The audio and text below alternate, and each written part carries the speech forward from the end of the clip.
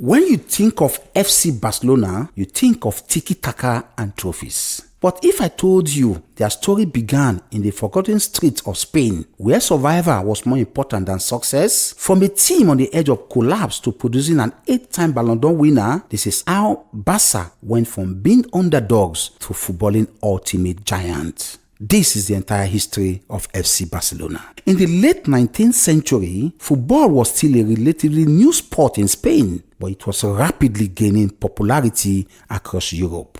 A Swiss businessman named Hans Gamper, later known as Juan Gamper, had moved to Barcelona, and like many expatriates of the time, he loved the competitive spirit of organized sports. In 1899, Gamper placed an advertisement in a local newspaper calling for players interested in forming a football team. The response was modest but enthusiastic, with 11 players coming forward to form the first iteration of FC Barcelona. These individuals, representing a mix of Catalan, British and Swiss background, set the foundation for a club that would soon become much more than just a football team. On November 29, 1899, FC Barcelona was officially born. Juan Gamper, the club's first captain and president, imbued the team with values that still resonate till today: sportsmanship, creativity, and a deep connection to the local Catalan community. The club motto, "More than a club," would later reflect its strong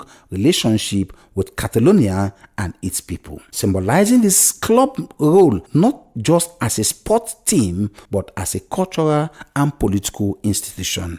The early years of FC Barcelona were not easy. The team lacked a permanent home and had to compete in various local and regional competitions, often facing logistical and financial challenges. Despite these struggles, the club gradually built a reputation for its unique style of play and its ability to attract talented players from across Europe. Juan Gamper's leadership was pivotal during this period, as he was not only a driving force behind the team's creation, but also its main financial backer. As the 20th century progressed, Barcelona began to grow both in size and influence. The club's first major trophy came in 1902 when they won the Copa Machaya, a regional championship. This win gave Barcelona its first taste of glory and set the stage for future successes. However, the club's progress was not without its setbacks. Political instability in Spain, including the rise of Franconism, would soon cast a shadow over the club's development. FC Barcelona's growth cannot be understood without acknowledging its complex relationship with Spanish politics, particularly its connection to Catalan struggle for autonomy. From its early days, Barcelona became a symbol of Catalan identity, standing in stark contrast to Real Madrid, which was often seen as representing the centralist Spanish government. During the dictatorship of Francisco Franco, this rivalry took on new dimensions. Franco's regime repressed Catalan's culture and language, and Barcelona, as a symbol of regional pride, faced numerous challenges. During this time, playing for Barcelona wasn't just about football.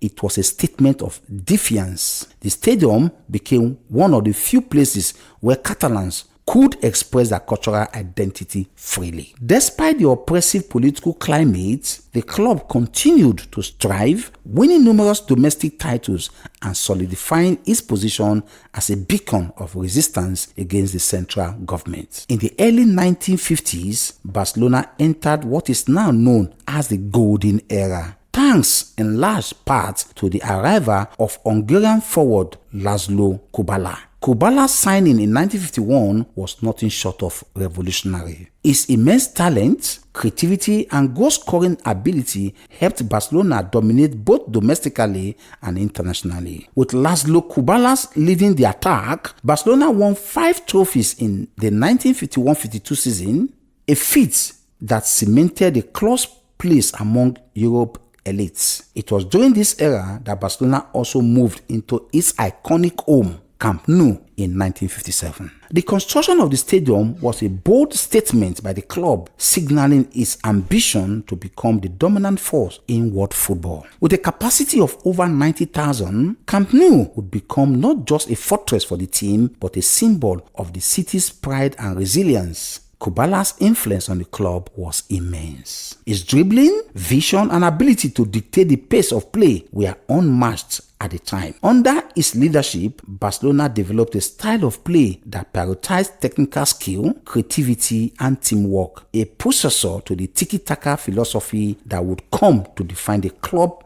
decades later. Despite the successes of the 1950s, the 1960s and the 70s were more challenging for FC Barcelona.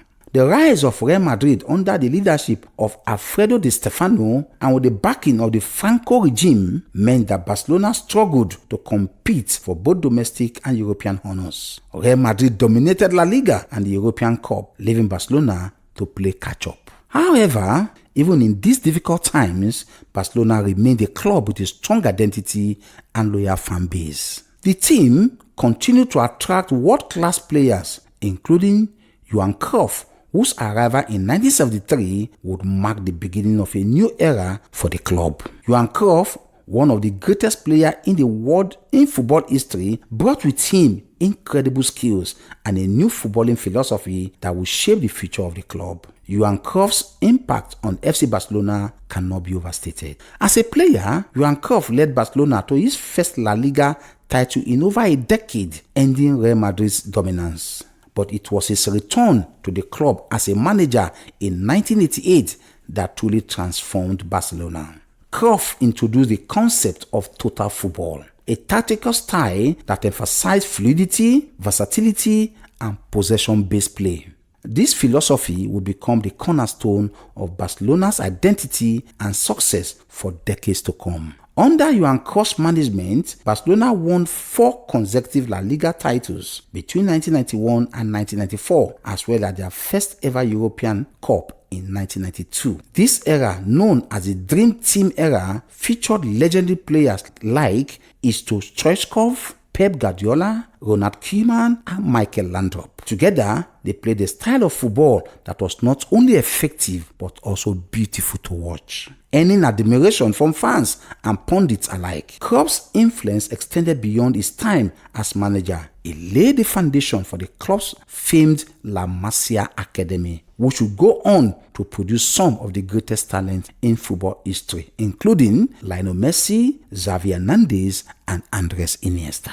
The principle of total football was instilled in every level of the club, ensuring that Barcelona's style of play would remain consistent across generations. The early 2000s were a period of both struggle and renewal for FC Barcelona. Following the departure of Johan Cruyff in 1996, the club went through a transitional phase, cycling through several managers as they attempted to find success. While Luis van Gaal led the team to back-to-back La Liga titles in 1998 and 1999, his rigid system and clashes with key players like Rivaldo created tension. After Van Gaal's exit in 2000, the club found itself in a slump, struggling in both domestic and European competitions. It was a time of inconsistency and underperformance, with the club failing to win any major silverware during the early parts of the decade. Managers such as Karl Risak and Frank Rijkaard were brought in, with the latter eventually restoring some stability. The turning point came in 2003 when Joan Laporta was elected as club president and made one of the most important signings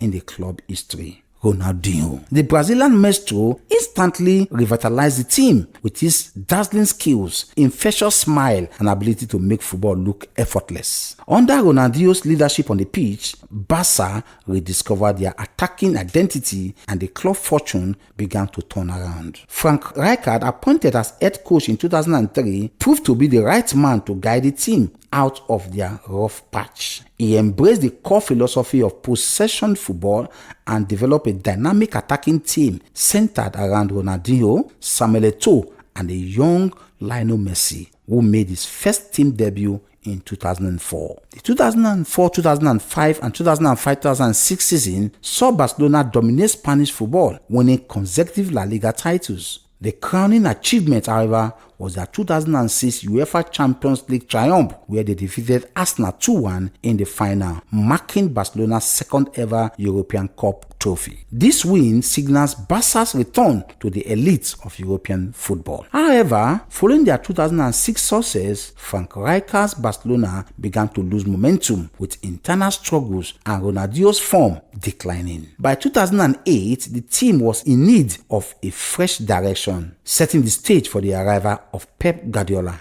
If Johan Cruyff laid the foundation, it was Pep Guardiola who brought it to its ultimate realization. A product of La Masia himself, Pep Guardiola returned to the club as manager in 2008 and immediately set about creating one of the greatest football teams in history. Guardiola's Barcelona was built around the principle of possession football, high pressing, and quick transition, an evolution of Cruyff's total football. Under Pep Guardiola, Barcelona dominated both domestically and internationally. Between 2008 and 2012, the team won 3 La Liga titles, 2 UEFA Champions League titles, and numerous other trophies. At the heart of this team was Lionel Messi, who under Guardiola's guidance blossomed into arguably the greatest player of all time. Messi's partnership with Xavi and Iniesta in midfield, combined with the attacking brilliance of players like David Villa and Pedro, made Barcelona nearly unbeatable. Their 2011 Champions League final victory over Manchester United, where they won 3-1 at Wembley, is widely regarded as one of the finest team performances in football history. But Guardiola's impact went beyond the trophies. His team played football that was both artistically pleasing and incredibly effective, redefining what it meant to dominate a football match. Barcelona's possession-based style, known as tiki-taka, became the benchmark for excellence, and clubs around the world sought to emulate their success. When Pep Guardiola left the club in 2012, many wondered if Barcelona would maintain their dominance. But under managers like Tito Villanova and Luis Enrique, the club continued to achieve success. In 2015, Barcelona won the treble, La Liga, the Copa del Rey, and the UEFA Champions League under Luis Enrique, with Messi, Neymar, and Luis Suarez forming one of the most lethal attacking trios in football history. This period also saw Barcelona maintain their identity as a club built around homegrown talent, with players like Gerard Piqué, Sergio Busquets, and Jordi Alba playing crucial roles in the team's success. La Masia continued to produce world-class talent, ensuring that Barcelona remained competitive at the highest level of the sport. When Neymar left Barcelona in 2017 for Paris Saint-Germain in a world record transfer worth €222 million, it marked a major turning point for the club. Neymar had been a crucial part of Barcelona's famous attacking trio, the MSN, Messi, Suarez, Neymar, which had brought immense success to the club, including the 2015 UEFA Champions League title. Barcelona struggled to replace Neymar's impact. They signed Ousmane Dembele from Borussia Dortmund for €105 million and Philippe Coutinho from Liverpool for €120 million, but neither lived up to their price tags. While Barcelona continued to dominate domestically, winning La Liga in 2018 and 2019 under Ernesto Valverde, their performance in the Champions League became a source of disappointment. The most notable of these was their shocking elimination by Roma in the 2018 quarterfinals, where they squandered a 4-1 first leg lead to lose 3-0 in the second leg. A year later, a similar disaster unfolded against Liverpool in the 2019 semi-final. Despite winning 3-0 at home, Barcelona lost 4-0 in the return leg at Anfield.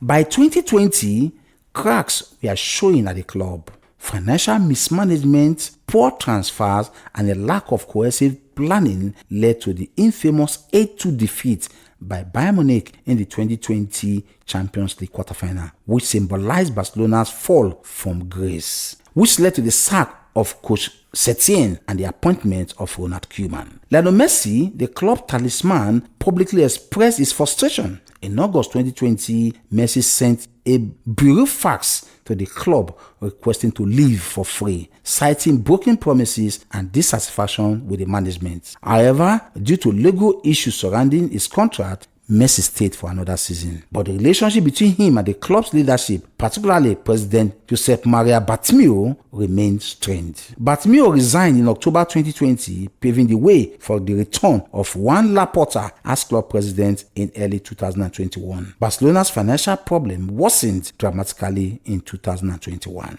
The club had amassed over €1 billion in debts, largely due to inflated wages and unsuccessful transfer spending. This dire situation led to the unthinkable. In August 2021, Messi left Barcelona because they could not afford to renew his contract under La Liga financial fair play rules. Messi's departure to PSG left a huge void both on the pitch and in the hearts of Barcelona fans worldwide. In an effort to stabilize their finances, Barcelona reduced their wage bill and let go of other high earners like Antoine Griezmann, who returned to Atletico Madrid. Despite these challenges, Ronald Koeman led the team to victory in the 2021 Copa del Rey. But their league performance were inconsistent, and Ronald Koeman was dismissed in late 2021. In November 2021, club legend Xavi Hernandez returned as head coach, bringing optimism and a sense of direction.